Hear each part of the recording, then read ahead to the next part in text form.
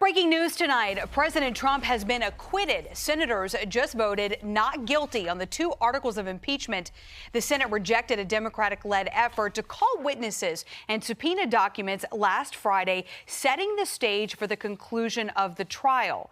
Virginia Senator Tim Kaine just released a statement saying President Trump is going to be acquitted, but let's be clear, an acquittal is not an exoneration. The refusal to allow witnesses and documents to engineer a sham rather than a trial will put an asterisk in today in the history books.